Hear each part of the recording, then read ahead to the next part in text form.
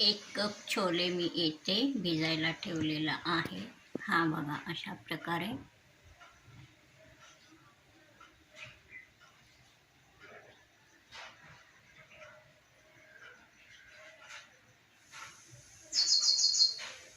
छोले 4 तास भिजवून घ्यायचा। मग भिजवलेले छोले या कुकरमध्ये घालायचा। 1 दालचीन, 1 मोठी वेलायची, 4 लवंग, 1 तमालपत्री घ्यायचा। यामध्ये अर्धा चमचा मीठ घालायचा। यामध्ये हे सर्व मसाले घालायचा या छोलेमध्ये।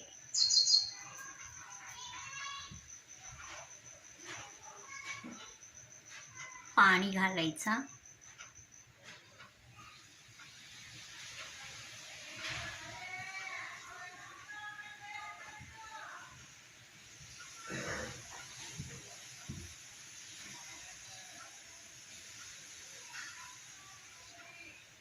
कुकरला झाकण लावायचा। 3 शिट्ट्या काढून घ्यायचा। हा बघा येथे उभा कापलेला कांदा 1 वाटी, 1 वाटी टोमॅटो उभा चिरलेला,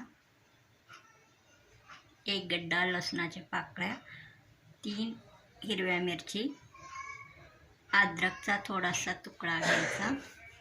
मिक्सरमध्ये आता हा कांदा घालायचा, टोमॅटो घालायचा, ह्या लसणाच्या पाकळ्या घालायचा, मिरचीचे तुकडे न करता देठ काढून घालायचा, अद्रक घालायचा। हा बारीक करून घ्यायचा। हा बघा पेस्ट।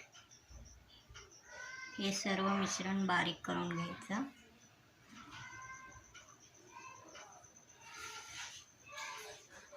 पाव वाटी तेल एका कढईमध्ये घालायचा, चांगला गरम होऊ द्यायचा। त्यामध्ये तमालपत्री घालायचा 2, जिरे अर्धा चमचा घालायचा। मग हा पेस्ट घालायचा।